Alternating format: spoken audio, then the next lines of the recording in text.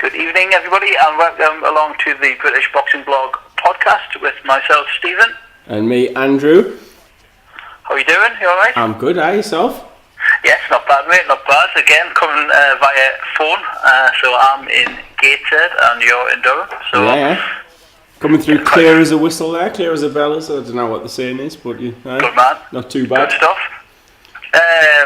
Right, where should we start this week? We've got quite a lot to talk about. It could be a bit of a long one, couldn't it? It could be a bumper edition, but we're going to try and get done by 7:45 for the Newcastle match coming on. Priorities.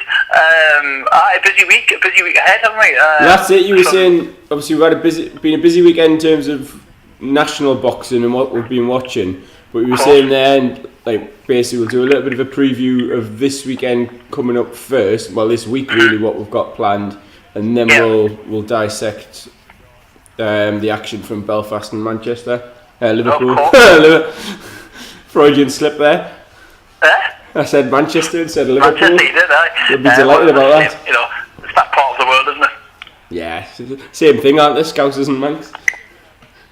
Right. This week coming up, do you want to talk about first? Yeah, so I was going to say to you because you're the one going to be attending tomorrow.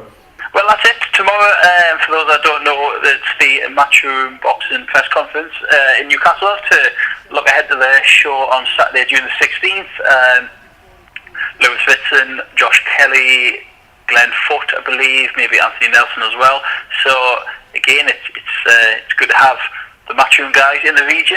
That's at Newcastle at the Civic Centre at 1 PM. That's open to everybody as well, open to the public. So if anyone's in Newcastle on the lunch break or sad enough like me to take a half day, then you're more than welcome to come along, and it'd be good to see people there and a good turnout, I'm sure. I think look out for you. But enjoying your cuppa there, aren't you? You what? Enjoying your cuppa? Sorry, I've got a cup of coffee here. I'm tired of the day, like a long weekend. Late night on Saturday? That's Tuesday, then Saturday follows on from that, follows on the local scene. There's a cracking show at South Shields, Temple Park, which hopefully we'll both be attending, yeah, I think. we're just saying that, hopefully both be there, and it should be a good one, to be honest. It's one of the better ones that we've had in the region. I think there's a couple of decent looking fights on there. Obviously Anthony Nelson making his sort of, return, but also like a bit of a homecoming for him as well. South Shields lads, it'll be good to see him get out and back in the ring again. Just to quickly touch on him, great to see him back. I think, memory serves me rightly, we started doing this maybe not long after his Conlon defeat, or maybe at the time of his Conlon defeat, something like that. It was not long after, I think, because I remember being in the gym with like Mal Gates and speaking to, obviously Tom Whitfield was there and a couple of other lads and stuff, and like Nella was in and around, but he was at the point where just obviously like the point of sort of leaving the sport. Really, he was in and around the gym. Touch on exactly that. I think I had my doubts speaking to him there. I just didn't think he was ever going to fight again. I think he had a bit of a hard time. I think after the Conlon fight, he lost his main sponsor, and as many boxers up here, young families and work commitments, and I just think he came off the back of that Conlon fight, fight of the year it was, and I just think maybe he felt a bit aggrieved and a bit hard done by, as if maybe he didn't come out with that with enough credit or the opportunity for a rematch, and I thought maybe we'll never see him in the ring again, but credit to him and his team and Steve Wraith and Mal, they've got him back in there, so it's great to have him back. Well, that's the thing. The Conlon fight was such an entertaining fight, and obviously there was like knockdowns scored on both sides. And you think, class fight. You look at like Conlon's obviously gone on, and although he lost it and he was outclassed against Jerwin Ankerhaas, he's fought for a world title. He's boxed for a world title, and you think if Nelson had maybe, and it's one of those things that he got stopped fair and square, and Conlon deserved the win, but. Yeah. It was a couple of seconds away maybe from Nelson being the winner and being in that position. And that's it. And I just think with no major promoter behind him, he sort of had no leverage and no sway to demand the rematch. You could say he wanted it, but there's nobody there to sort of fight his corner for that, I guess. And Conlon being the MTK, one of the main players in MTK, I guess, which he is now, and they weren't going to risk him. You know, he was moving upwards from there. They weren't going to risk him with Anthony Nelson again. Do you know what I mean? Not after how the way the first fight went. Like Anthony was on the Boxing Asylum podcast a couple of weeks ago as a guest there, and he spoke really well just about some like basically the things that you've covered in terms of like he was working away. He had to obviously make ends meet. Boxing then isn't suddenly the priority, but he's saying if he got the win, then obviously he'd still have had the Commonwealth belt, which is what they wanted for Conlon. So then the rematch from their side would have made sense. But again, like reiterating your comments, Nelson was in a position where he didn't have that belt anymore. Conlon didn't need the rematch. It's probably the last thing they're going to want. You know, as you say, they're not going to move him on. They're not going to put him in another war for a belt that he's already won. That's it, and it's been a long road back for him, I think, and he touched on it in an interview during the week with Roy Kelly, and he spoke quite openly, and honestly, you know, he was talking, basically said he was depressed, you know, and he couldn't better set foot in the gym, and, you know, not only did he get beat, as I previously mentioned, his main sponsor withdrew, and I think that looks like the end of the road. So as I say, you know, he's got such a loyal team down there, and I think Steve, from what I gather, Steve Wraith and Mal Gates have both put their heads together and sort of plotted this comeback really, and I think Saturday will just be the start of it. I don't know if he's got an opponent yet. I think it'll only be a 6-rounder. I don't know if the opponent's officially been announced or confirmed, but I think, you know, coming through that as he should do, I think then they'll probably look to get him on the Matchroom undercard in June. So, you know, it's, as I say, it's great to see him back, and that gym's buzzing down there. You know, the gym as a whole, somewhere we've always been made to feel welcome, and you know, we take an interest in Mal and his fighters, but for a while, and I'm sure Mal won't mind me saying this, it looks like they were training, but for no fight dates planned, if that made sense. They were always turning up the lads and just hoping, you know, to get a fight, but now he's actually, you know, with the help of Steve and others, they're now getting fights for their fighters, you know. Paul Gidney's been active recently, Sam Menzies is coming through, you know, Nelson's getting this fight. You know, Tom Whitfield's back in the gym, Lee Moore's back in the gym, so it's thriving down there at the minute, and you know, I'm made up for them because, as I say, at one point they were just sort of in the gym and just hoping to pick up scraps, you know, to pick up fights. But there seems to be a clear plan now going ahead, you know, to get these local fighters on, and in the hometown as well. I think South Shields, that's massive. You know what I mean? It's massive. Yeah, they don't have to go elsewhere. Even the ones out of the gym who had fights lined up and stuff, for whatever reason, they just seemed like they couldn't get them. They were falling through, and like either they were getting injured or the opponents were pulling out for whatever reason. And like you can put all the preparation in there, but you do need that little bit of luck, that rub of the green. No, you do, 100%, and I think that's it. And I think they've obviously came up with this plan in mind with Nelson headlining it, but also to get the other local lads on the same show, like Sam Menzies' second pro fight. It'll be Paul Gidney's second fight in a month, which for Paul Gidney that's unheard of. Do you know what I mean? Well, that's it. He's had two on the bounce. He has in the last 3 years. Exactly, he's had two on the bounce quite recently. I mean, travelled away for his last one, contentious decision, possibly good close competitive fight. But then, as you say, he's out again, and it's what he needs in terms of boxing, but in terms of Mal as well, like as a trainer, he wants his lads out, he wants the best for them, and to have them all on the same bill, it's going to be like a massive occasion for him, massive night for him.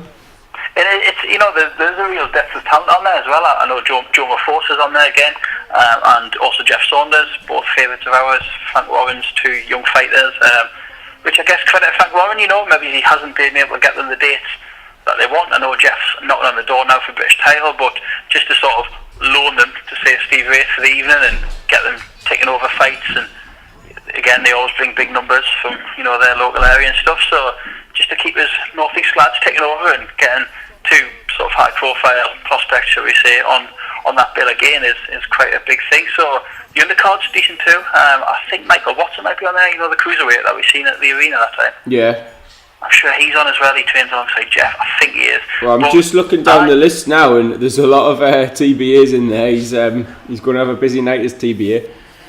TBA's back again, a local favourite. But like, as you say, in terms of the small hall, and for us, the North East fighters, the home fighters, it's good to see them all out there, and a couple of the bigger names on there as well. Like the likes of Jeff Saunders, as you mentioned, obviously Joe Maposa, I spoke to a few weeks ago in the gym there.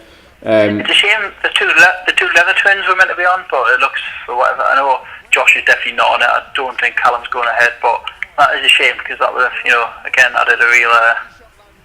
They're still. I was going to say they're still both listed on BoxRec, but yeah, I was aware that Josh wasn't. What we'll do, we'll get the full listing of Steve, later tonight, and we'll tweet out the full lineup. But if there is any local fans, who maybe weren't aware of this show, and I think obviously a lot of the attention this week will be on the Matchroom press conference. But if you actually do want to see some live boxing this weekend, then come down. There'll still be tickets available Saturday night at South Shields. What more do you want there? Exactly. Right.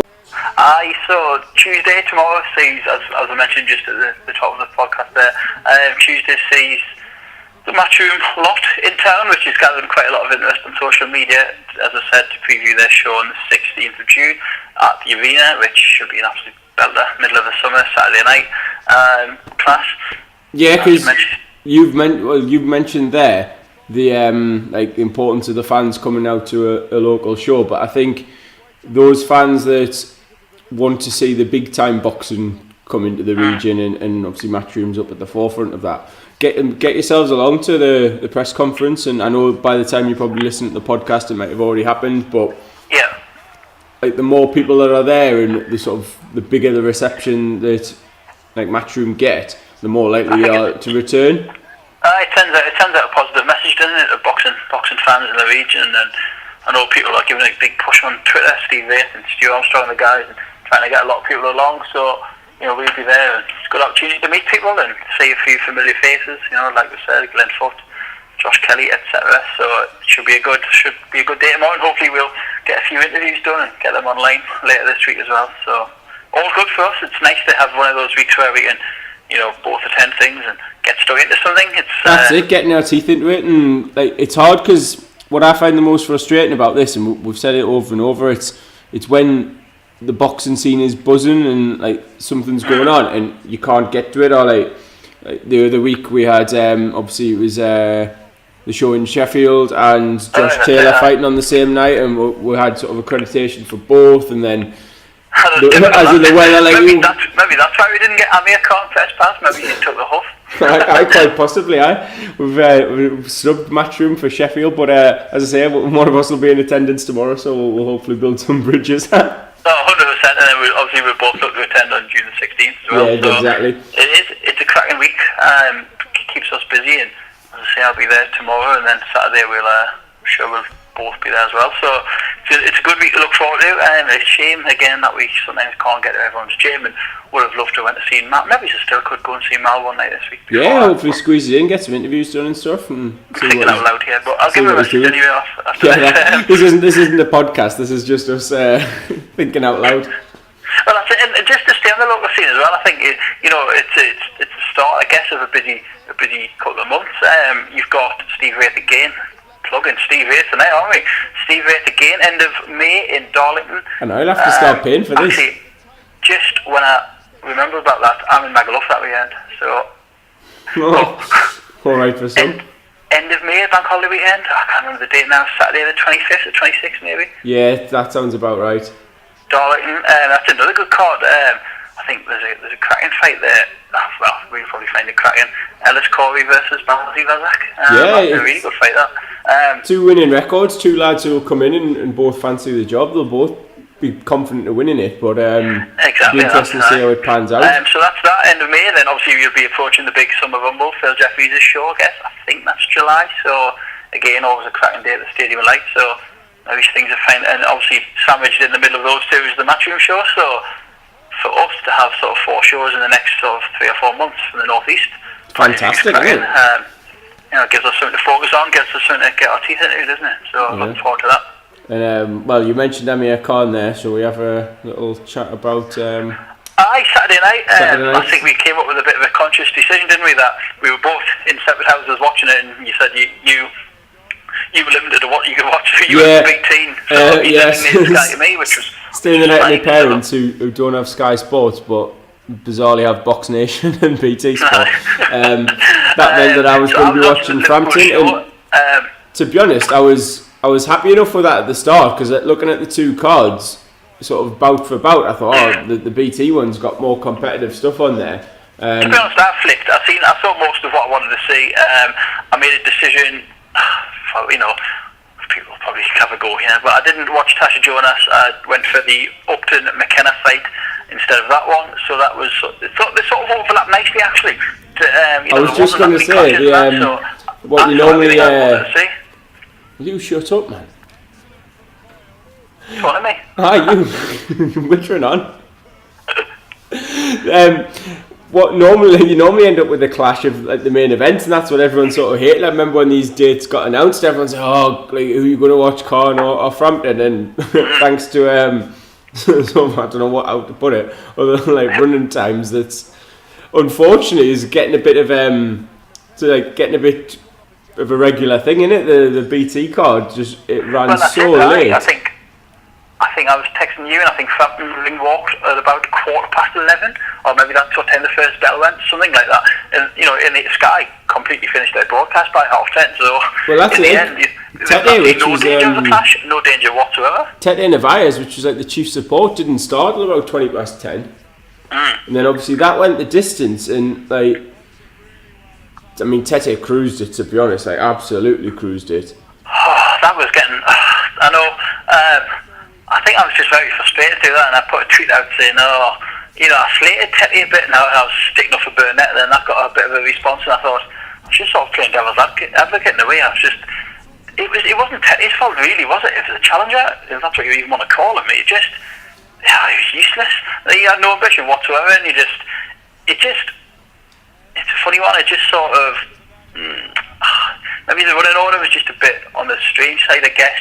Like even the David Oliver Joyce, cracking amateur fight, local favourite, but to put him sort of third from the top, peak time against Jordan Ellison, which was a funny one. I thought that would have been well lower down the bill, and obviously Tete the last time didn't even make the live broadcast, and knocked someone out in 20 seconds or something. Well, I think that's probably what support, and he sort of stuck the place out, unfortunately. I think that's what's basically contributed to him being put in that position, the fact that he has sparked someone out in like 11 seconds or whatever it was. Well, there was an outcry, wasn't there, last time, like how can you put a world title fight on, not even on your live broadcast, and they've put him on this time, they've listened to people, and unfortunately, it didn't really go down too well, did it? But this is the thing, I mean, like again, you can only sort of match make up to a certain point, like Tete, as I say, he's showed this explosive side. Obviously, he stopped Paul Butler a while back. He's blasted out his last opponent with basically his first punch. So you think, oh, brilliant! Like, in terms of chief support, get him in there. He's going to spark this lad out,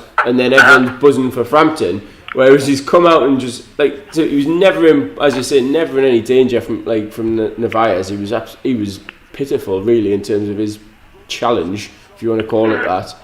But in the same vein, do you think then, do you expect more from Tete? Is it up to him to try and do a bit more, produce something more? I don't know. When he realised, Narvaez wasn't coming forward at all, had no power, had no ambition, could he have then took a chance and thought, right, come on, this is my chance here, I could really put this on him and force a stoppage? But he just he just coasted it, didn't he? Absolutely coasted it. This is it, and I want to get onto the main event as well, because I've seen a few people, Sunday and today, almost again tongue-in-cheek, but comparing Frampton's performance to Tete. Like, Tete has been absolutely slated, and then the commentators and what have you are saying, like, well, Frampton masterclass, outclasses Dunne, wins nearly every round. And yet they were absolutely scathing about Tete. Like, it was, I think you could tell that he wasn't a British fighter, and I'm not claiming like xenophobia or anything like that. Yeah. But if that had been someone that they're going to see around the scene more often, I dare say they wouldn't have been as critical of him. He's fascinating, Tete, and we've mentioned this on here before on the podcast that we're both big fans of his. It's just, as you say, not getting into that type of background, but how do you market a South African fighter in England and in the UK who has no local fan base, no market of his own, no attachment to, say, a football club or local area? He's just what do you do with him? Because Saturday was probably the worst thing possible for him to try and market him again, because that fight will probably stick in people's memories quite a long time. And I don't know, is he how do you get the fights to Tete now, and do you put him in some sort of tournament, or I don't know, like. Well, in the build-up, he seemed like massively popular at Belfast. Like again, it's obviously like not edited, but it's carefully selected clips of him being popular and getting cheered and celebrated and all the rest. Like into the public workouts and stuff, and there was a decent little reception for him. He seemed to be like enjoying himself and. Oh, he seems like a cracking bloke and a cracking team behind him and good fun and stuff. But it's just. I don't know. The problem is he's at the level and like of an age where he doesn't necessarily need these like building up fights, or no, he doesn't. He needs to build his profile, but in terms of his ability and what he can do in the ring, he doesn't need that step up. He should, like, obviously the Burnett fight's the one that they've been mentioning, and I think like Frank Warren's obviously very keen to make that. They fancy the chances of doing that. But without that big name opponent, he's like a world champion, but he's just going to be plunked on random undercards. Like, it makes a lot of sense, the Burnett fight. You know what I mean? Because they could do it in Belfast. Is Tete someone they could sacrifice and allow to go on a Sky show? I think we've mentioned this before, and like you'd think so, because again, if he loses, it's no real skin off Warren's nose, is it? Like, it's not like it's one of his sort of his prodigies or his prospects that he's built up from scratch. He's basically come over, as I say, smashed Paul Butler, and then Warren's got options on him off the back of that, and like it's one of the, it's almost in a similar sort of position to Rigondeaux in that it's true. Like capable of absolutely amazing performances, technically very, very good, but like, where do you market him? Obviously, he was in America at the time, and like he had Top Rank behind him. He's had I think he's worked with Lou DiBella. I might be wrong on that, but like same with Rock Nation and what have you. And it's just, how do you market him? Like, you can't build he's not going to shift tickets. It doesn't happen, which it probably won't, because in my opinion, Eddie Hearn and Frank Warren are even further away than ever to working alongside each other. You know, not going into this because we could talk for ages, but Warren's, BT. Frank Warren, they just signed their radio deal with BT. Matt Hume going down the Talk Sport route, and there's the whole thing about Tyson Fury, then the Frank Warren Twitter account saying why on Sky Sports mentioning our fighters, and stuff like that, and you just think, oh my God, so the Cold War continues, and probably will do forever and a day, but let's not get bogged down about that. So, but Tete is probably one that, they could maybe say, get yourself on the Sky show and maybe cause an upset, and you know what I mean, and take but who knows? I don't know. I think you potentially hit the nail on the head though with the tournament. If a bantamweight Super Series gets made, Burnett's like unified champion, obviously, or has he vacated one of the belts or what? I think he vacated the IBF. But like, you've got him as a world champion. Tete is the world champion. So like, get them in there, and if the money's right, they'll risk it. I think it would take a massive amount of money for Hearn to risk Burnett as to where he is at the moment. Especially against like a Frank Warren fighter. Well, that's it, I know, of course. And I think you're right, but if only it was that simple. Well, that's the you mentioned like the Cold War, as it's sort of called, and you've got the two channels now. Like obviously hinting on the radio coverage as well. There is that massive split. You've got like Frank Warren, BT Sports, BBC Radio, Matchroom, Sky Sports exclusive deal, and then obviously the Talk Sport Radio as well. And it's just like they're almost trying to work totally like without each other and totally in their own little bubble. I think that's what it is. The problem with that is... Sorry, not even touching on the BT Sport box office rumours that are going about. No, like, the problem with that is, and apart from like some good fights like Burnett Tete not getting made, it's that I think Matchroom are in the sort of pole position because of how big Sky Sports is compared to BT. Like, BT are making major moves with the football, but generally speaking, like, Sky Sports have still got most of it. And then in terms of boxing, like, as you say, the Sky Sports website might as well be like the Matchroom website. That's true. No, that's true. For the boxing, Do the commentators credit again on BT? They mention a lot of Matchroom fighters on Saturday. John Rowland, Barry Jones were positive about Lewis Whitson, and they're not afraid to mention it. Those guys. But this is it. I don't see why there would be. Like, yes, you're not going to be, you know what I mean, like on BT Sport, you're not going to be totally hyping matchroom fighters and saying all blah blah all the rest of it. But if you're sat in the house watching Frampton fight, and you like boxing enough to be interested in that show, you're obviously aware of Anthony Joshua. You know what I mean? It's not like if you're watching Daniel Dubois on one of his his fights, and you know that he's a heavyweight, you're going to be thinking, oh well, is he going to fight Anthony Joshua and stuff? And I'm not saying he is, but you called it on Saturday night when we were like messaging about it. You said WWF and WCW.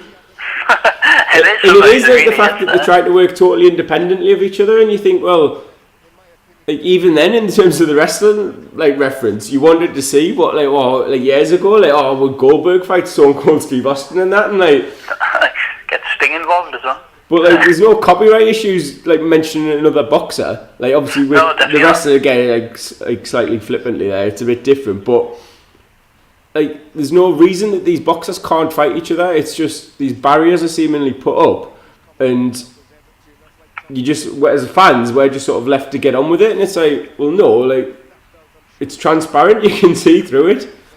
Well, that's it. How did you see Frampton, by the way? I know you're a big Frampton fan. Do you want to touch on that? And how did you call his performance? What did you think of him? I was impressed, by the way. To be honest, I thought, after the Horatio Garcia fight, I thought, oh bloody hell.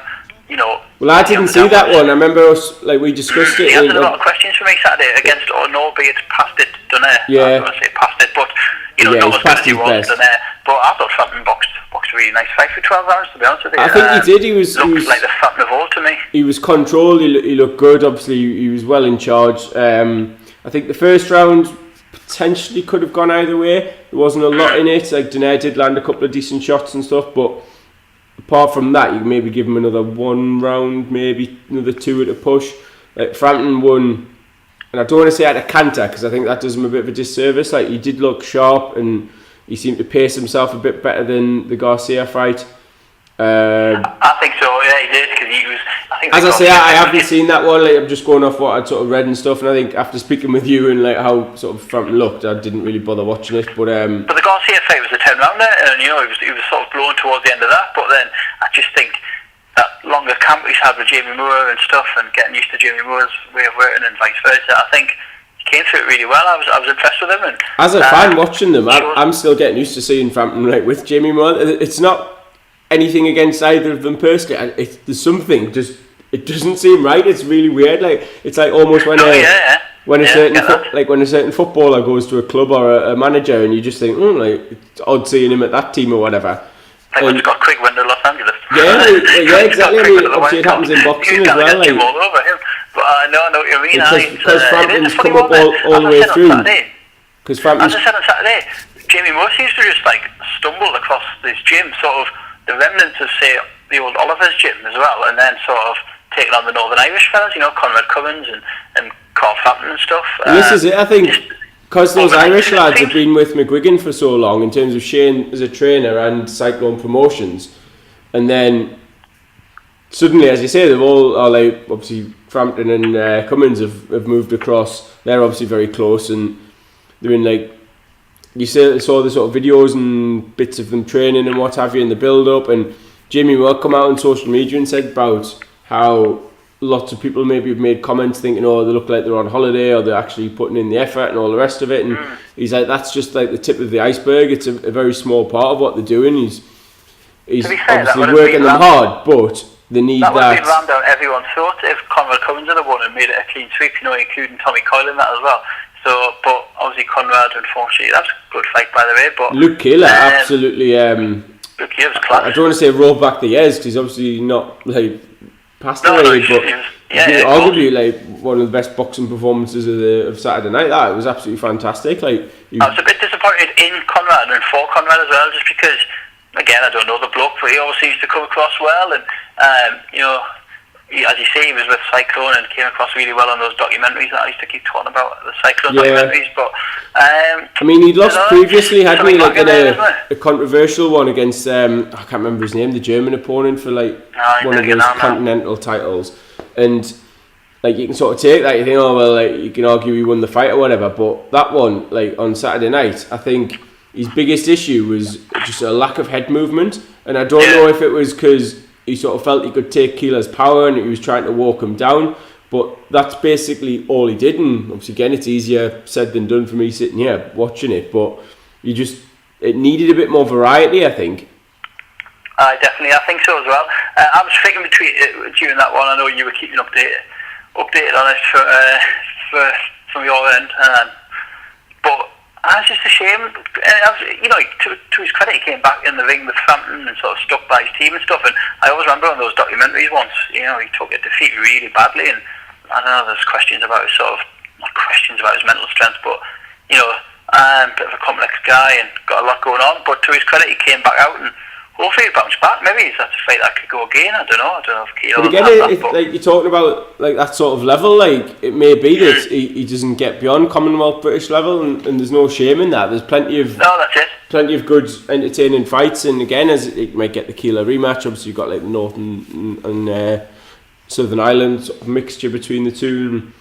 Definitely. Like it'll be a good one. Like it was an entertaining enough fight as well. I mean, Keeler had a couple of nasty cuts.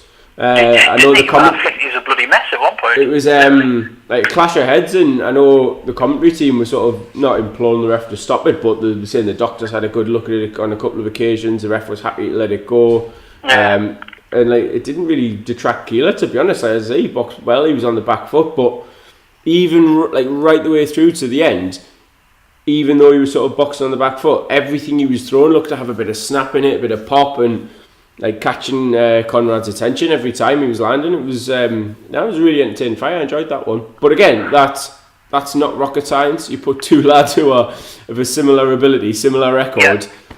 They're both going to go in believing they can win. The McKenna Upton fight, from what I saw of the McKenna Upton fight, I enjoyed that one as well. Exactly. Again, two lads, similar ability.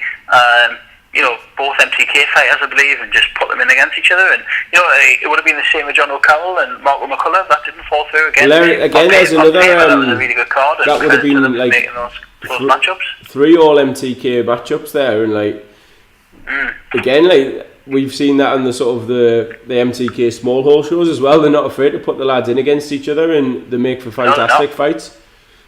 And I think just comparing that to the matchroom card as well. Again, there was only really one sort of, we'll call it a 50-50 fight to speak of, and that was the Mashadod Tommy Coyle fight. And I know we've had a couple of tweets in the last couple of days just saying really focus a bit of attention on Tommy Coyle, and obviously we'll gladly do that. Shaz, aka Boxing Nut, he said he hasn't even asked a question really. He's just said, would love to hear you guys talk about Tommy Coyle. Deserves all the praise being directed towards him in his opinion. And he 100% does as well. Of course we'll talk about him. It's just like you said before of Conrad Cummins, there's no shame to only getting to a certain level, and I think Tommy Coyle for a long time was always sort of, what's the saying, forever the bridesmaid, never the bride sort of thing. And he gave it a go, and you just thought, will he ever win something? And he did it on Saturday, and he was absolutely brilliant. He was punch perfect really, and his reaction and the reaction of Nigel Travis in his corner was absolutely brilliant. And you see what it means to certain fighters, and people might say, well, it's only the Commonwealth, and it's just like only the Commonwealth to him, that's the equivalent of a world title. Well, that's it. What percentage of boxers? We had this with David Price the other week when we were talking about that. Like, what percentage of boxers will turn over and not get anywhere near a Commonwealth title? Well, that's it. And I think there's always questions about Tommy Coyle, and there probably still is. If you put him in with Lewis Ritson, I know who I think would win, and vice versa. Etc. But on Saturday against Masha, against an opponent who was on a right roll going into that and stuff, and Coyle fought a really good fight and just stopped him, and he's absolutely brilliant he was. And again, like you said, you mentioned the Jamie Moore thing before with Frampton, and it looks like they're having a good time and stuff, but I remember Tommy Coyle was saying he's done 12 weeks and he was absolutely flying, and you could see the full 12-week camp for someone like Tommy Coyle just benefited him no end and stuff. And like Kel Brooks said it in punditry, he says that that's his equivalent of the world title, I guess, and his reaction was absolutely great. And just, he's been around the block, he's been on the British scene, and, the Tyrone Nurse fight was class, and, Debbie Matthews stopped him. I was just going to say, you go back, like, as far as the Matthews fight, and he was ahead in that fight. Like, he boxed brilliantly for the majority against Derry Matthews, and then got caught and obviously got knocked out. That was probably the blueprint, you know what I mean? That was probably the blueprint of Saturday, to be honest, to box and let his boxing do the talking.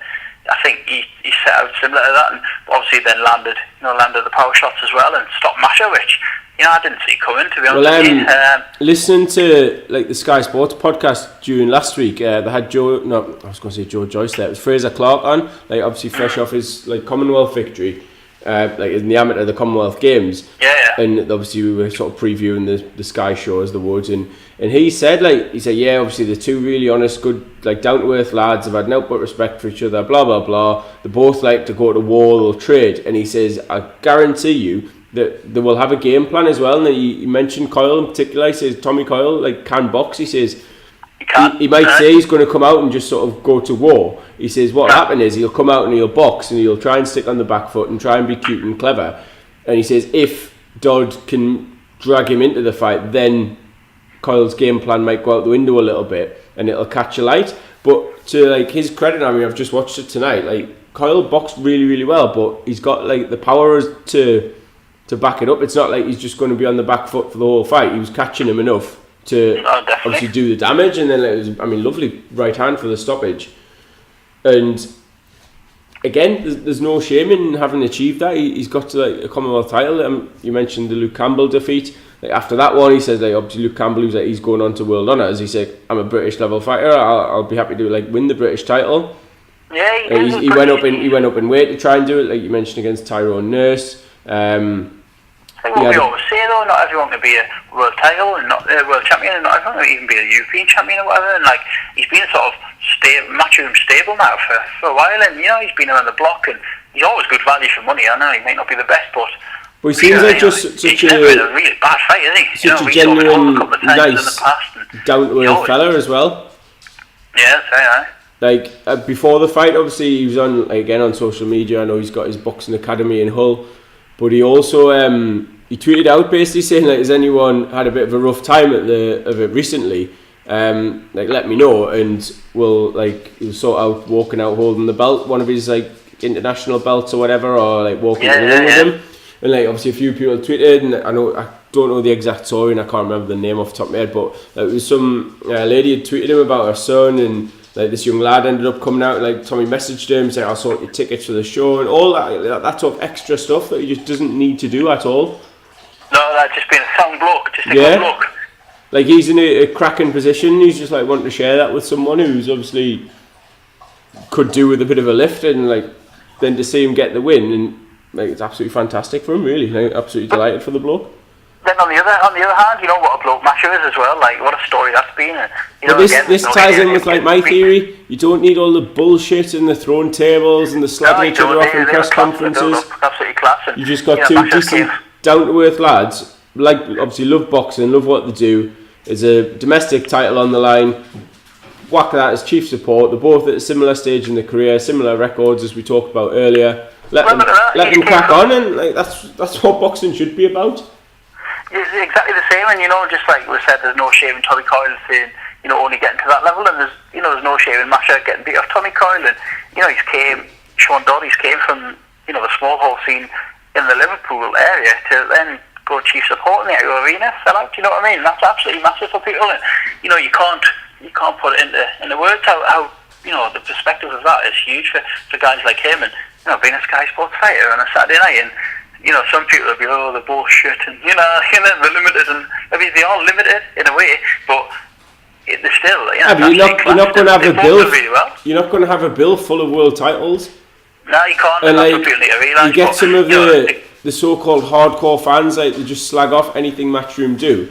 And yes, I mean, we've basically in a roundabout way criticised the show ourselves, saying that there was only this fight as a 50-50. Well, there was, and I'm sure Matchroom will probably tell you that. Anyone would, you only have to look, Anthony Fowler, Conor Burns, they were all there and there to win, and, they're just,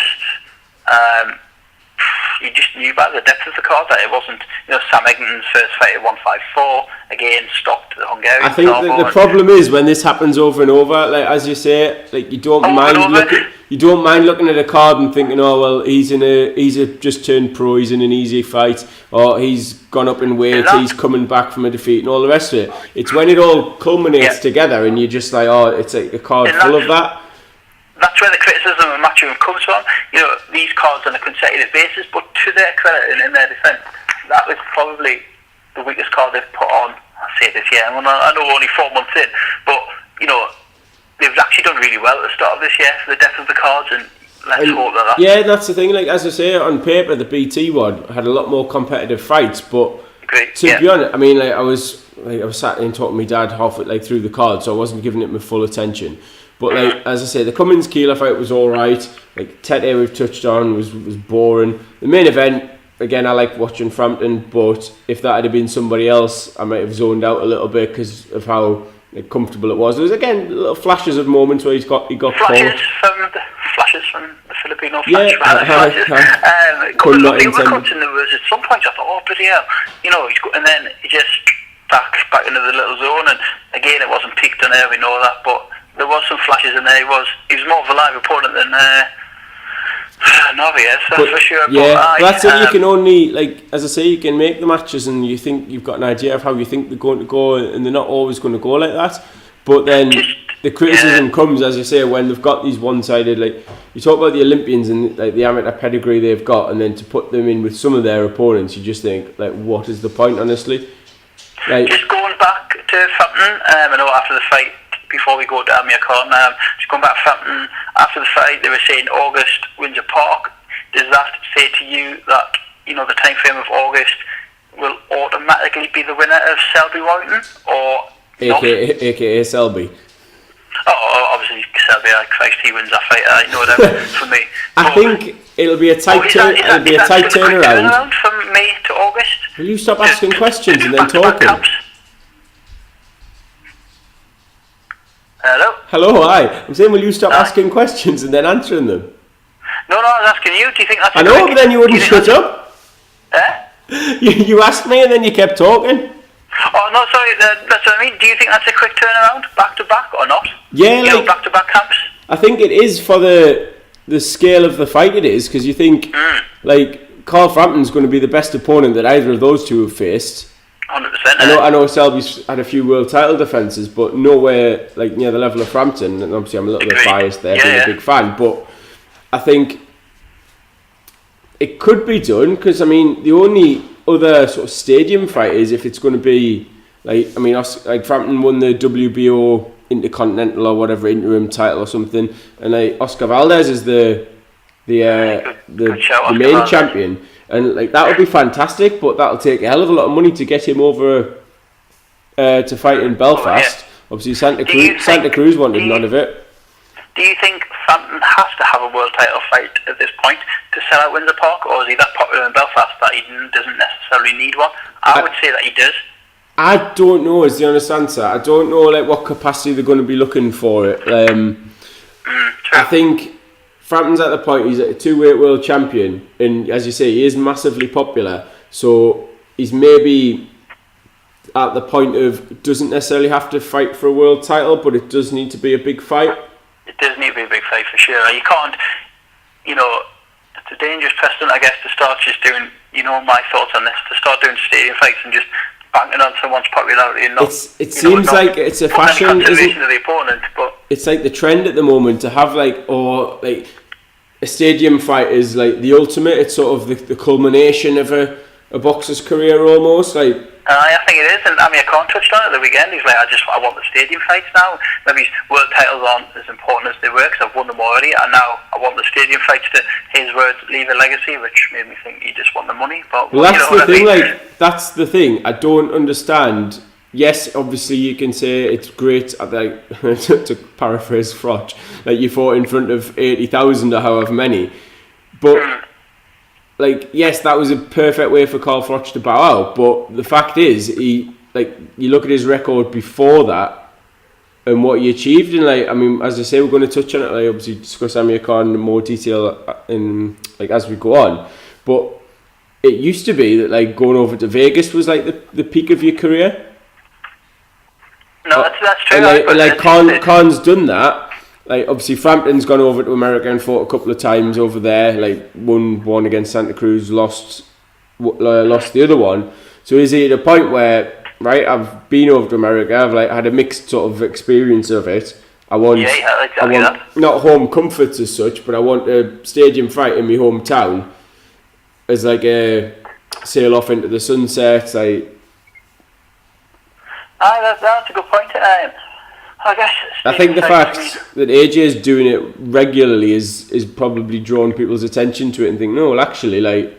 Is that making the stadium fight popular? Do you know what I mean? Like, yeah, I mean, to be honest, Warrington Selby's a stadium fight, and I'm sure that means absolute world to Josh Warrington, but because he's a Leeds man and he's fighting in Leeds, Ellen Road, absolutely huge to him. But to casual out there, it's probably one of the most underwhelming stadium fights you could ever get. Do you know what I mean? Like, I don't know. I'm just again. That's the popularity of him in Leeds, though, and the same with Hampton and Belfast. He's obviously popular as hell. So, but I mean, Cal Brook did it in Sheffield at Bramall Lane. And it's a good point. Good example. Like, he did it, and you think, yeah, like, obviously, like, that was probably one of the best fights in the welterweight division that could have been made at that time. Like, I remember.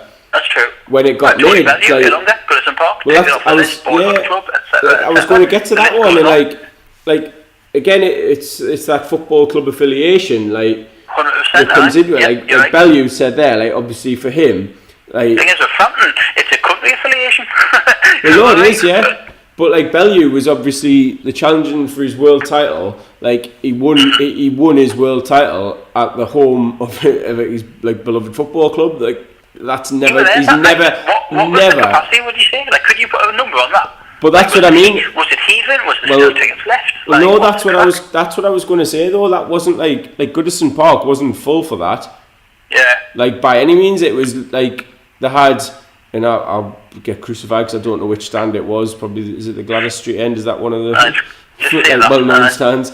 Like, they had seats in that stand, but then the rest, it was like the ring was basically like in the penalty box, I think, about there. Yeah. And then there was seats on the floor around it, and then they had that one stand full, and I think maybe a couple like little bits either side. But the stadium was probably a third, like, of the football capacity. Maybe I might be way off there, but most of the terraces and like the seating in the like for a normal football match was empty. It wasn't like Wembley Stadium where obviously you watch like Fox Groves or whatever, and all of the seats, like all of the stadium's full, and then there's seats on the pitch and stuff. So you think, in terms of like a capacity, there was like loads in there, but get a big arena and it wouldn't, you know what I mean, like Manchester Arena or whatever, totally agree, it's probably going to be like the same. But again, it's just that prestige of him having fought at Goodison Park, and well, that's it. But on the flip side, look at Belfast looks a bloody amazing night out for a night of boxing. I know we've never been, but we keep talking about it because the flights are that cheap, EasyJet, Newcastle to Belfast, but the atmosphere generated is absolutely fantastic. I'd love to go to that actually in August, depending on the dates and stuff. Oh yeah, definitely. Be unbelievable, the popularity of Frampton over there. It's second to none, and I guess now he's in the twilight years of his career, I guess, and he will be looking to cash out and get that big stadium fight. Maybe his last fight. You just don't know. Do you know what I mean? Well, that's the thing. Like, I mean, is that the perfect way to go out? Like you say. As you say, it would be though. Like what else has he got left to achieve? Like, he's not going to go up in weight again. He's no. I don't think he's anywhere near big enough for a super feather. No. Obviously, the sort of decider against Santa Cruz would be nice, but despite what Santa Cruz said initially, like, he's not coming over to Belfast for that. So say if Frampton goes over again and like quite possibly loses, like, where does he go from there? So like, have your stadium fight against, like, well, obviously, as you say, winner of Selby, Warrington, maybe Valdez, like some other sort of decent sized name. Maybe we've touched upon something there. Maybe that will be his last fight. As you say, if you look at his career, what a career he's had. His biggest domestic rival on box office, Scott Quigg, when that got made, that was huge. He beat him comfortably. As you say, the Santa Cruz fight, he's done the New York, Vegas, whatever, and finishing it off with a win in Windsor Park might be the end for Frampton. You just don't know. You know what I mean? You just don't know. But I think he proved on Saturday that he's definitely still got something left. I know there was doubts, as I say, after the Garcia fight, but he was spot on Saturday. No complaints at all. He did what he had to do and won well. Right. Any complaints about the Khan fight then? We'll go from the one to the other. Was mental. I was not mental. It wasn't the fight that caught me eye. Brilliant, by the way. 40 seconds still against a limited opponent, Legretto, who looked small, he looked nervous, and he was just completely overwhelmed. Khan, fast hands, just started like a train and got him out there in 40 seconds. It wasn't that. It was. I just felt like I was sort of missing a trick or something. I know what you're getting at now. As I said to you on Saturday, that Khan seems to have overnight just turned into some sort of not national treasure, but like Mr. Popular. Like he'd sold out Liverpool Arena, and I don't know. Before that, Khan had as many detractors in this country, boxing wise, than more than anyone, and it was just the boon of Kell Brook, and now the hero worship of Khan, and I was like, am I watching this? Have I missed something here? Is this what the jungle does for you? I was going to say, going back to wrestling, it was like a proper heel turn, wasn't it? Like Kell Brook used to be this popular matchroom fighter, and then suddenly he's getting booed. He looked like he was about to burst into tears. He looked like he was going to cry. Like, if he sold out that arena, and they were saying to sell out and stuff, to fight Phil Legretto, it just proves that he's still a massive draw over here. First fight in the UK for 5 years, but it just took me back a bit, just that sort of level of worship and sort of popularity that maybe he still has, and I don't know. I think it's absolutely hilarious that, like, obviously since he's signed with like Matchroom and Eddie Hearn, like you've got Hearn, who when he first did it, I thought he just like signed him basically to say, right, this is the Brook fight is going to get made. Me too. And then I think that's still obviously going to be in the works, because like Eddie's going to prefer Kell Brook. He's going to want him to do well. He wants that big fight for Kell. But like he spent years basically being Team Brook and playing down Khan, saying, "Oh, Khan hasn't got a belt. He hasn't got this big claim to the card and percentages and all the rest of it." And now he's got the opposite sort of spin job on his hands. He's got to go out and sell Amir Khan, and like obviously. You think, did he maybe suggest that Khan goes in the jungle, builds his popularity up nationally, as you say, and then he's brought him over here, and like, well, obviously it's been his first fight in 5-6 years in the UK, and like as you say, sold out Liverpool Arena, like that was my issue, that he was sort of a joke figure, Khan, in boxing, in UK boxing, like he had so many critics and what have you, and rightfully so. We've touched on this in the past, that he did himself no favours, but is it just because he's been a celebrity? But I was surprised at two things. I was surprised that he sold the place out, and surprised that if the like that roar he got, like when he entered the arena and stuff, and when they seen him entering the actual arena. I don't mean his ring walk, I just mean when he came on the big screen and stuff, and then again when he won it was just the way he worked the crowd on the microphone and stuff like that. I'm like, have I been totally naive here? Have I just missed this sudden upsurge in Amir Khan popularity? But I don't know. And then the boon of Kell Brook was just like, he's now the villain of the piece. That was a year ago. That was the total opposite way around, unless I've completely missed something. But the boos of Brook, it's, I don't know, maybe obviously Khan would get booed and say Sheffield or whatever, but I don't know, it was just fascinating, and maybe it proves that fight's, maybe not dead in the water, and there is still a genuine. I think Sky are better than anyone to do that. There's no need for Brook to even be in that ring. You know what I mean? But this is it. Like, this is what I mean. And like, we talked about stadium fights and stuff, and Eddie Hearn saying that is a stadium fight. And I think the reason he thinks it's a stadium fight and it'll be pay-per-view is because of the money that they'll be demanding. Like, Conor wanted big money for that, and obviously, so like Brook won't want. No, of course. That's the fight he's wanted basically since. Well, like, I'm sure Conor was like boxing at lightweight, like when Brook first mentioned him, and he was still at welter and stuff. Like, they've had the appearance on Ringside years ago where they were talking about the sparring and stuff, and it's such an easy sell for Matchroom and for Sky. This is surely the last chance saloon for this fight, though, Andrew. Like I've lost a lot of interest in it. 2018. It's relevant again now because of Saturday, but there's only so long people will put up with this talk. You're talking 5 years or something, as you say, about this fight in just like 4 years or whatever. Like, it has to be made this year. If it's not, when they're both with Matchroom, then just have to figure that out forever, But this is it. Like, it's Conor on like a 3-fight deal or something. It's like if that doesn't happen as one of the three, it's never going to happen. And like, it has lost a lot of the appeal for me because, and it's not that they've lost because I don't think like a loss is the end of a fighter's career and stuff. I think it's a combination of like Brook's lost in spectacular fashion in the sense of like the injuries he's suffered. So you're thinking, like, what has he got left at a top level against sort of any top level boxer? I mean, Khan's been so inactive over the last few years, as you've said. Like, he's come back, he's blown out Le Greco, but I still have no idea as to like what Amir Khan actually has, or has he learned, has he changed?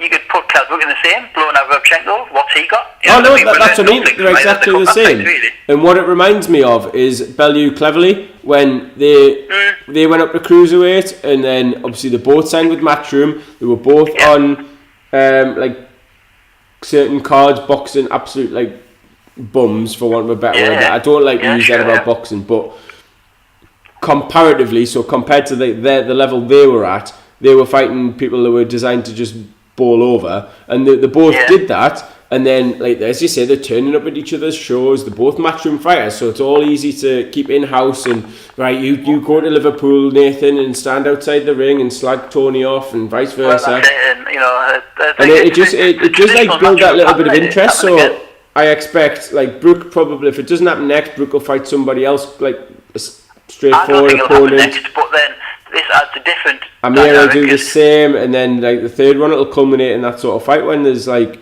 the. But then the thing that made me laugh about it, and I only caught up with like little bits of it, was when Khan was in the ring afterwards. He was like, "I'm not running from you," and then literally turned around and walked out the ring. He literally did run. He nearly sprinted out of the ring, and like Brook standing there, like obviously Eddie or whoever has told him to get in the ring. He's like, right, you'll have a bit of verbals with each other, and like Khan's just thought, nah, sod this. Like I might be a Matchroom, and like it's building my profile back in England or whatever, but I don't need this. And there still seems, even though they're both with Matchroom, there still seem to be those obstacles that have always been there. Like Khan would be like, oh well, you need to win a world title. Then he won the world title, and it was like, oh well, you need to defend it. Like, and he's like, oh, if you beat Spence, I'll fight you for the belt. And all this, and like. But then Khan was saying, he stated in the ring on Saturday that he's 147 and he won't go from that. I know he fought 150 at the weekend. Well, that's again, he fought 150 pounds because it was now a 154 fighter. It was his first weight back.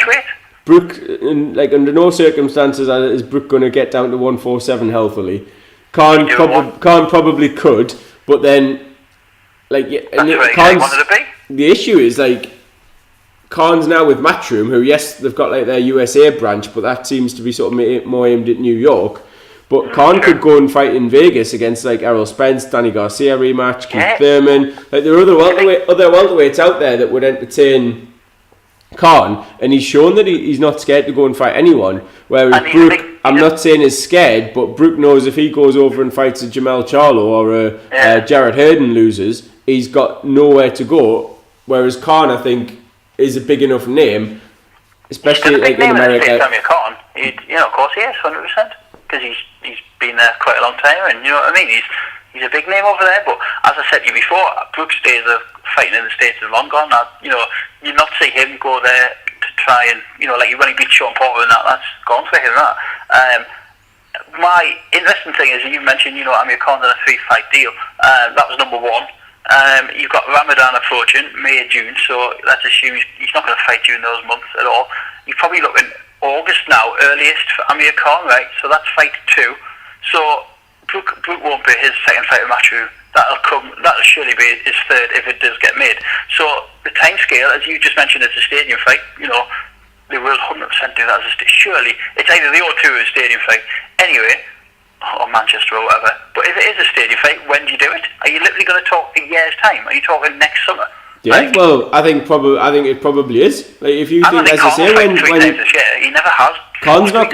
That's the thing. Once in 2 years. Well, that's what I mean. Like even in his sort of like biggest peak, he was like 2 or 3 max. Like generally two fights a year. And as you say, he's always had this sort of issue where he's had to work around Ramadan. He's always tended to fight late in the year, but as you've just said, that rules out a stadium fight unless you're thinking, they're going to fill Cardiff or whatever. I don't think they are. But it needs that hype to reignite everyone's interest. Like I sent out a poll this weekend about it, and I think it was 50% was no, they're not bothered about it. 46% were, and obviously again like small sample from our Twitter followers, but no, of course, there would have been a time where that was like 90% people wanting to see it. I think another interesting one is I believe Kel will go again in June. Sheffield Matchroom again, so that's another fight for Kel this year, June. They stated after it was Rabchenko, wasn't it? I'm getting me Chenko's correct here. Yeah, Rabchenko, the lad that used to train with Ricky Hatton. Aye. Oh, I think, am I getting these names right here? 2 seconds. Yeah, anyway, there was they said after... Rabchenko was the one he beat last time, but yeah, then he is one of his like eliminators or whatever, he beat Senchenko. But after the Rabchenko fight, they said, the plan is for Kell Brook to stay active, and they talk in June, I believe, and I know Dave Allen's tweeted saying he's going to be on that undercard in June and stuff. So that's another fight for Kell Brook. How can that fight be made this year? To me, it doesn't get made this year, but then you're talking next, maybe it's a year's time, maybe next May. I don't know. But then I don't know. Who knows? But whether. No, definitely. The thing is, though, like, as you say, it's made later in the year and it's not in the stadium. But wait, hold on, stop there a minute.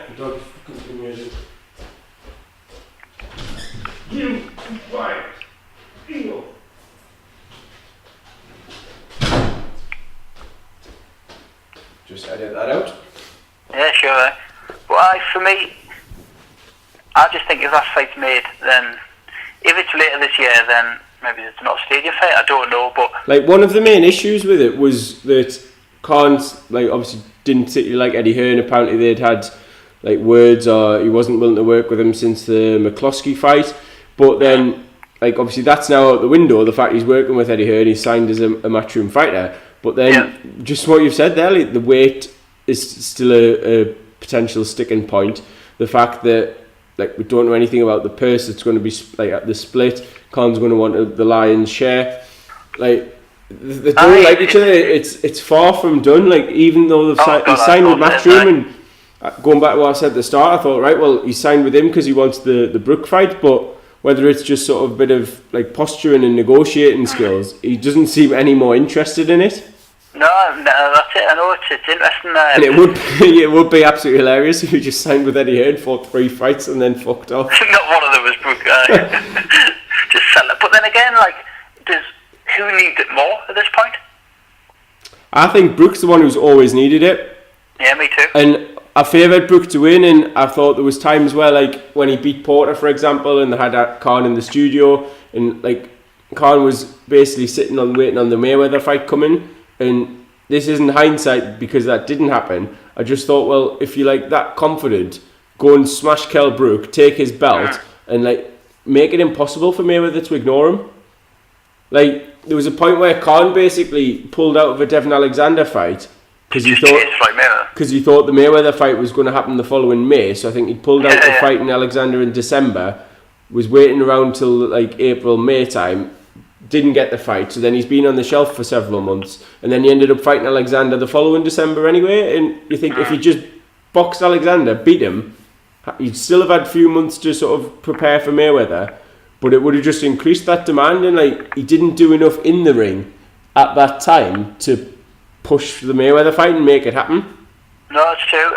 It is good to see him back, isn't it? And he's, as I said, Saturday proves to me, maybe I had my doubts, but that he is still a big name over here. And like him or loathe him, he is one of our sort of elite level fighters of the past, and he's look at his record and his CV. He's fought everyone, he's fought a lot of good names and stuff, and he's fought in the States. And credit to him, he has gone out there and he has had the fights and stuff, and he's still a big draw, I guess. And it's proved me, maybe I'm being naive that he wasn't, but. No, I agree with you. Jungle, maybe it's his help as well. He is, and I think the fact that and it's I hate saying it, but the fact that he signed with Eddie Hearn in Matchroom, I think that's helped because me too. It's allowed Sky to push him again. If he'd come over and signed with Frank Warren, who this isn't a dig, it's just what I've said before about Box Nation not having the massive exposure of Sky Sports. Khan will have been on Sky Sports. I haven't watched Sky Sports News. I don't sit and watch it. I haven't done so for years. And to sell out that arena against a limited opponent with a limited undercard is, again proves his current standing that he is still a big name in the sport, and a big name in the UK. First fight over here in I think 5 years, and it obviously caught people's attention more than I realised. To be honest, I was surprised that we didn't get a press pass. So but just because of the undercard. No, that's it. I mean, we looked at the undercard and thought, well, Conor Greco, it's not a great main event, whatever. That's what I mean. Like Sky have been pushing this and peddling that he's like this world class opponent, and because it's Sky, it's got such a big reach. Like the audience of Sky is so much bigger than BT and Box Nation when it comes to boxing fans, and and then just that sort of thing. You think, oh, I mean, I can't and obviously it's attracted enough people to go and see him, and I don't know, I really don't know, but people maybe taking the missus or the partners to the boxing. Amir Khan, oh yeah, I like him. He was in the jungle. Amir Khan, he was on I'm a Celebrity, and and he. Whereas as you say, I think for me as a boxing fan in the UK, he's been in the wilderness for years. I didn't even include him in the top 10 sort of pound for pound British boxers this time because he hadn't fought in so long and. As I say, honestly, it was. What was his?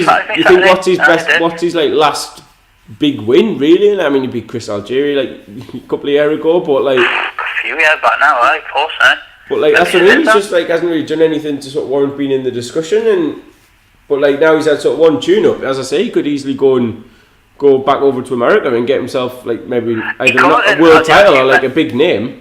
As you mentioned before, Matchroom USA, alright, it's based on New York and Daniel Jacobs and stuff at the minute, but it's very made for him. He's still a big name in the States. I think easily have Khan headline one of those in New York. Of course, quite easily. That was it, good. Apart from that, just going down the card, routine win for Anthony Fowler, who, in my opinion, is now probably in desperate need of a competitive fight. A proper step up. Conor Benn beat a kid that we'd seen, Chris Truman. We've seen Jeff Saunders stop him in 5 rounds. I think Conor stopped him in 4, I think. I might be wrong, but again, the size difference is huge. Conor looked massive, and Chris Truman's a game kid, but Truman's fought a lightweight before and stuff. And again, I haven't seen any of the undercard apart from Dodd and Coyle.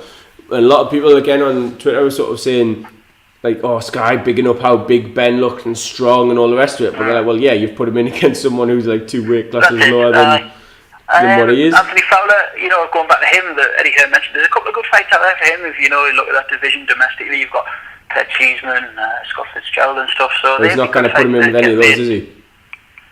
He's not going to put him in with those anytime soon, though.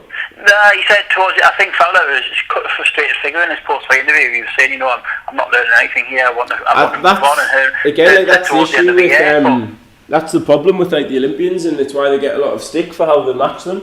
Because apart from Josh Kelly, I guess we could probably rule him out of that criticism, I guess. But again, it is clever matchmaking. Molina looked better on the record than he was.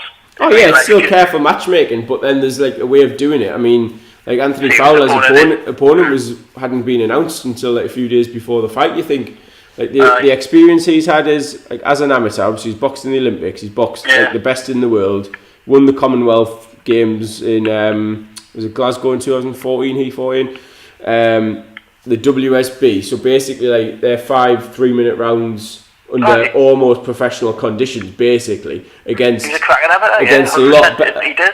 lot better fighters than what he's fought against as a professional. And I'm not blaming him. I can understand why. It's hard because I can understand why the promoters are thinking, well, we'll just get him another sort of ticking over fight, get him a 6 rounder or whatever. We'll build up the rounds. Well, he had that hand injury, didn't he? So he's fought twice now in a month. Yeah, but as you say, he's better levels above what he's fighting. So sure, yes, there's obviously going to be more risk involved, but put him on against someone decent. Do you think he's a work in progress? Because and they touch on this a lot. I know Paul Smith is commentating, saying he still has things to work on. His trainer Dave Calder is the same. Do you think that's because he's not the most technical of fighters, Fowler, compared to say Cordina or Kelly? Do you know what I mean? He's got that come forward sort of froch mannerisms about him. Do you know what I mean? Yeah, but then you could say does that sort of style not lend itself more easily or more readily to the professional game? And maybe. You would think so. You look at someone like Cordina, who's obviously got the speed and the footwork and what have you. But Luke Campbell did as well, and a lot of criticism went around him with, he's got that amateur style, he's too upright, he's too rigid, and that's a very lazy comparison just because they're sort of both lightweights and both fast.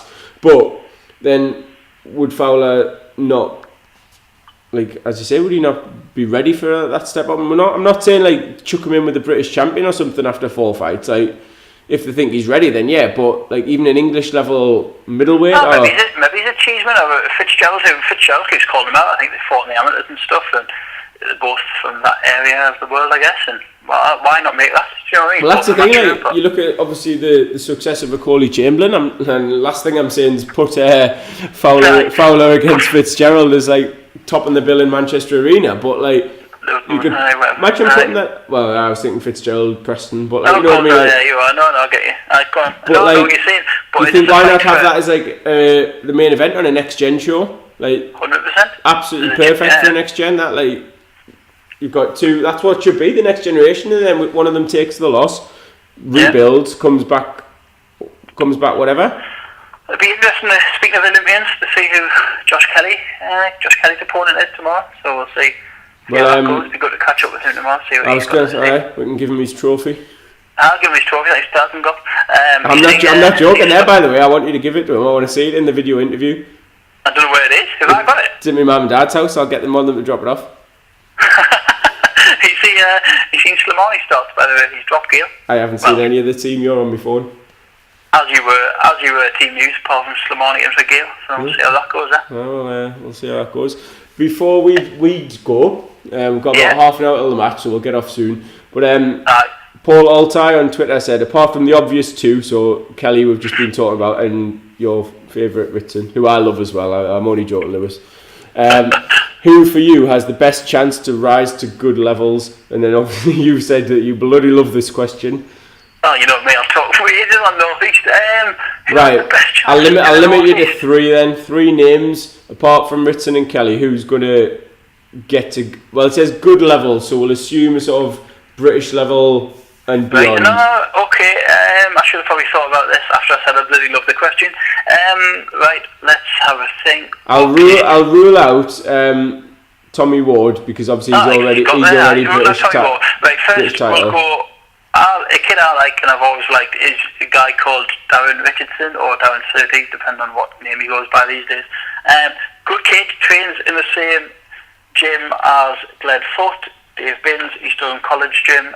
Just a fighter that we both like, and you know he was getting in a real good position. He was I think he won the area title. He was stopping a few. He was knockouts were happening, and you know he had some real momentum about him. He was fighting quite actively, and when I say quite, I mean really actively for like a northeast type of fighter.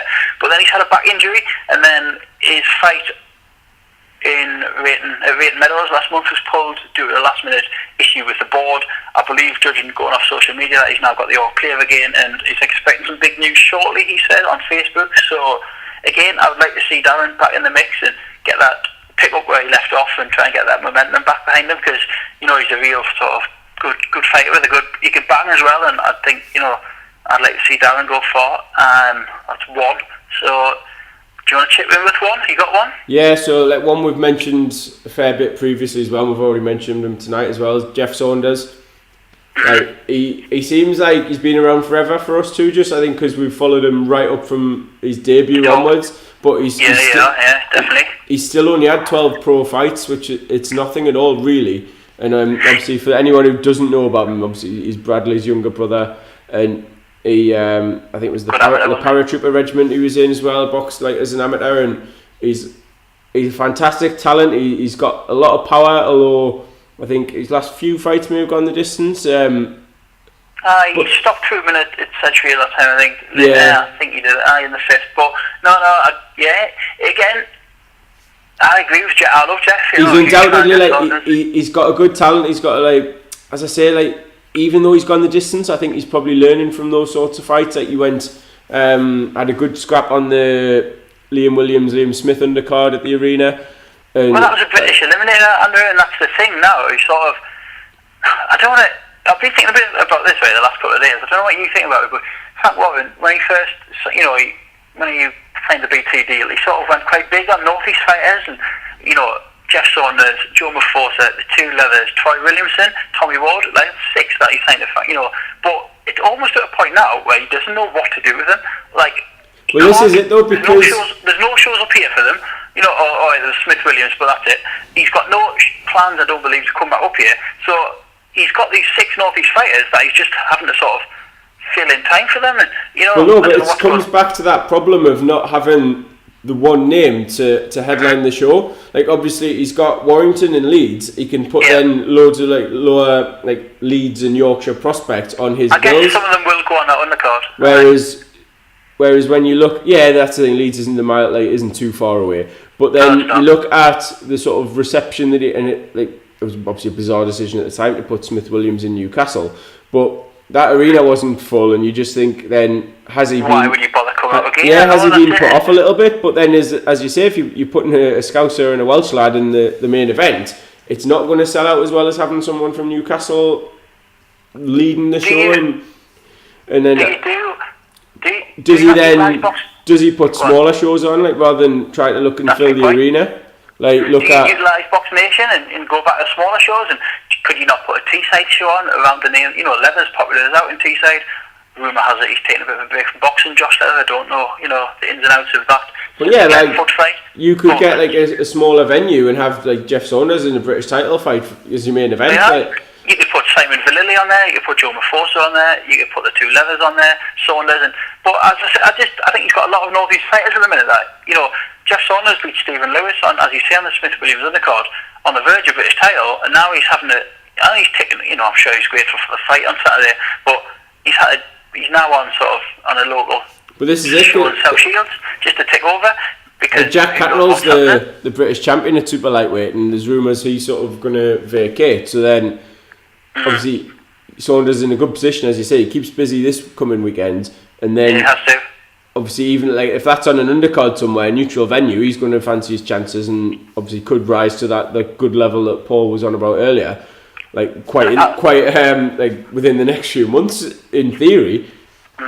So I think he's definitely one. Like, as I said, we've mentioned him before. He's one to watch, but like he probably hasn't been around for that long in that sort of sense. Like, yes, like not linking back to Lewis Richardson Appreciation Hour, but like he's obviously getting a lot of hype now nationally, whereas he has been around quite a while for us. And I think Jeff Saunders is probably the same. Jeff Saunders was sort of the golden boy of the North. We followed him closely, I guess. When he was on the Matthew undercards and stuff like that. But he's a popular fighter as well, Jeff, and I hope he does get a chance for the British. He must be knocking on the door right now. He would be eliminated, as I say. So he is one. It'd be good to see him again on Saturday, just to see how he's getting on and stuff. But Joe Mafosa, another little good fighter at the smaller weight and stuff. Always looks good when you see him. Change with Imran, who you went to see a couple of weeks back. There is good names up here. You know what I mean? Like, we've touched on the comeback of Nelson, little Sam Menzies from that gym. Seems to have his head screwed on and getting a regular fight for him. The two Hill brothers. One we haven't mentioned, I'm going to ask you now. Just when I was looking on BoxRec earlier for like this weekend's show, is Tom Whitfield, Mark Taylor still happening as far as you know? No, it's not happening. I knew that was going to happen. I knew that was going to be your answer.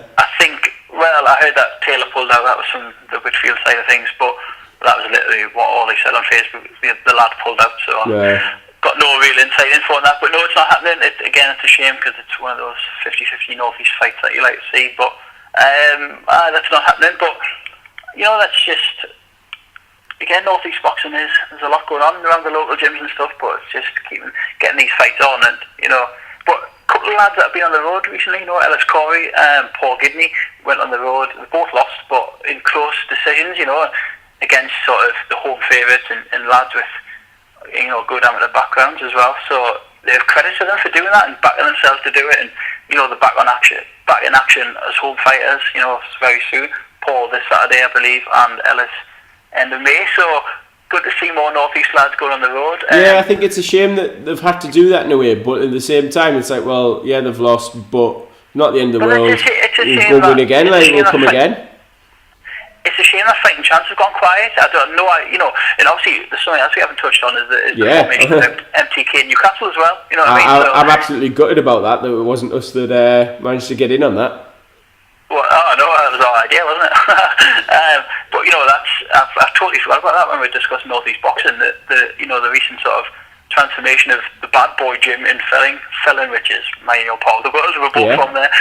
Is literally a 2-minute drive from our house, which is now the new MTK Newcastle. Outpost. So maybe that'll help. With the Frank Warren link up and stuff.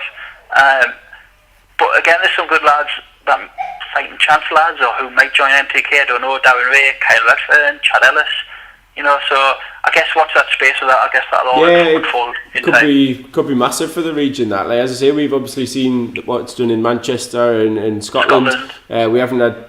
Well, we've had an opportunity, to be honest. We've spoken to the equivalent in Liverpool and Birmingham, just haven't had the chance to get down. And like, obviously, it's a good platform for local fighters. So it'll be interesting to see how that develops.